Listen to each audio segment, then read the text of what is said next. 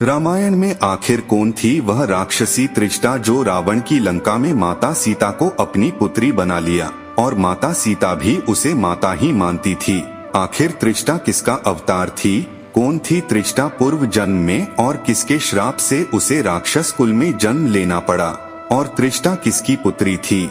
और भी त्रिष्टा की जानकारी आपको इस वीडियो में मिलेगी, तो वीडियो को अंत तक जरूर देखें। नमस्कार मित्रों, आपका फिर से स्वागत है आपके पुराण श्री हरि चैनल पर। आप यदि ऐसी ही पौराणिक कथाएं वीडियोस देखने के इच्छुक है तो वीडियो को लाइक और चैनल को सब्सक्राइब कर ले। मित्रों, रामायण तो हम सभी ने देखी है और आपने देखा ही होगा कि लंका कांड में सीता जी की पहरेदार राक्षसी त्रिष्टा थी, परंतु रामायण में हमें त्रिष्टा की जानकारी बहुत कम ही मिलती है। और आज हम आपको त्रिष्टा की पूरी जानकारी देने वाले हैं।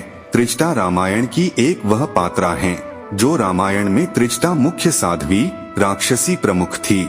मित्रों, संपूर्ण मानस में केवल सुंदरकांड और लंका कांड में सीता त्रिष्टा संवाद के रूप में त्रिष्टा का वर्णन आया है, परंतु इन लघु संवादों में ही त्रिष्टा के चरित्र की विशेषताएं बताई गई हैं। जब मंदोदरी ने सीता जी की देखरेख के लिए उसे विशेष रूप से त्रिष्टा को सुपुर्द किया था, वह राक्षसी होते हुए भी सीता की हितचिंतक थी। रावण के बाहर होने पर लंका की सत्ता मंदोदरी के हाथ में थी तथा मंदोदरी ने सीता के साथ रावण को महल में प्रवेश की अनुमति नहीं दी और सीता जी को अशोक वाटिका में ही रखने का आदेश दिया।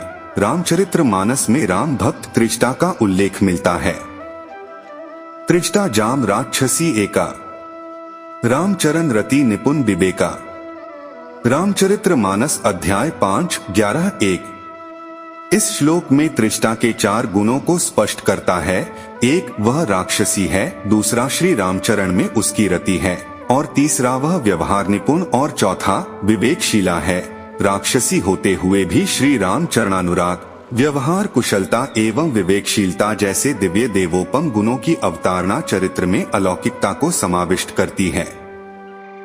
संभवत इन्हीं 3 गुणों के समाहार के कारण उसका नाम त्रिष्टा रखा गया हो। कुछ संत कहते हैं इनके सिर पर ज्ञान, भक्ति और वैराग्य रूपी 3 जटाएं हैं, अतः इनका नाम त्रिष्टा है। त्रिष्टा किसकी पुत्री थी? तो मित्रों, आप बता दें, एक कथा अनुसार त्रिष्टा विभीषण की पुत्री थी जो श्री हरि श्री राम के भक्त थे और इनकी माता का नाम शर्मा है।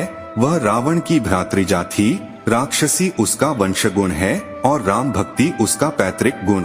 लंका की अशोक वाटिका में सीता जी के पहरे पर अथवा सहचरी के रूप में रावण द्वारा जिस स्त्री दल की नियुक्ति होती है, त्रिष्टा उसमें से एक थी। एक चौपाई में त्रिष्टा का स्वरूप इस प्रकार बतलाया गया है।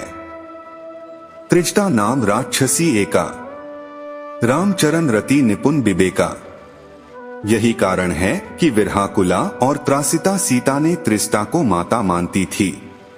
त्रिष्टा सन बोली कर जोरी, मातु बिप्ती संगिनी ते मोरी। रामचरित्र मानस अध्याय 5:12-1। राक्षसी होते हुए भी त्रिष्टा को मानव का सूक्ष्म ज्ञान था। वह सीता जी के स्वभाव और दुखों को अच्छी तरह समझती थी। वह यह भली भांति जानती है कि सीता जी को सांत्वना के लिए और उनके दुखों को दूर करने के लिए राम कथा से बढ़कर दूसरा कोई उपाय नहीं है।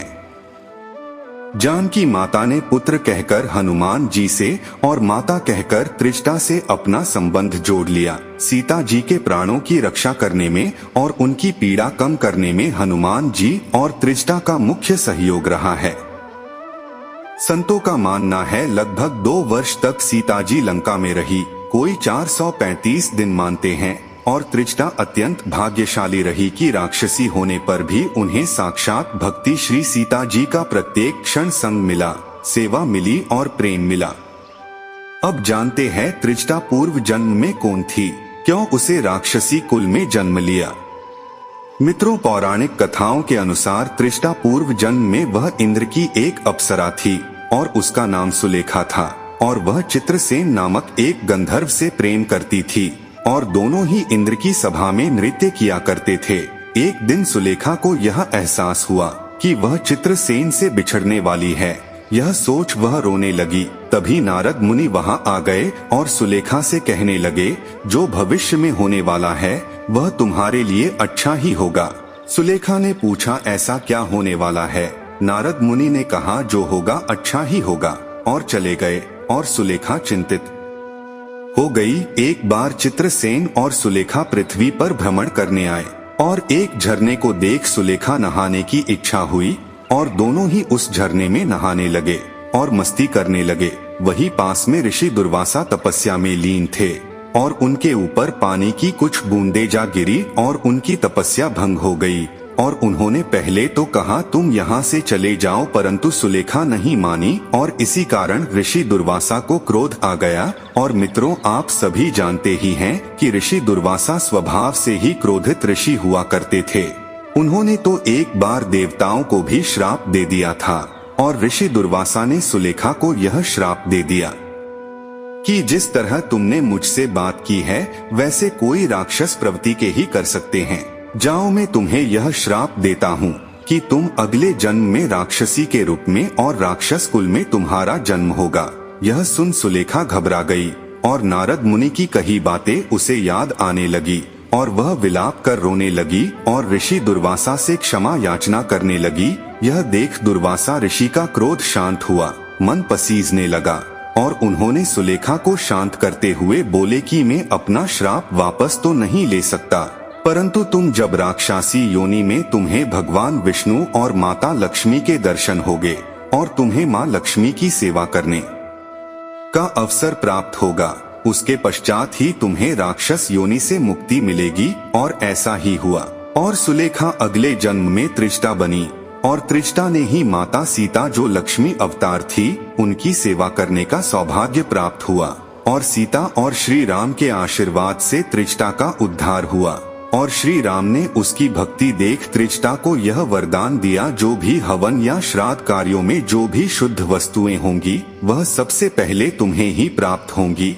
ऐसे बहुत से वरदान देकर त्रिष्टा को धन्य धन्य कर दिया और त्रिष्टा रावण की मृत्यु के पश्चात काशी चली गई और वही एक कुटिया में भक्ति करने लगी और बाद में उन्होंने अपना देह त्याग कर दिया। कहते हैं आज भी काशी में माता त्रिष्टा का मंदिर है जहां उनकी पूजा होती है।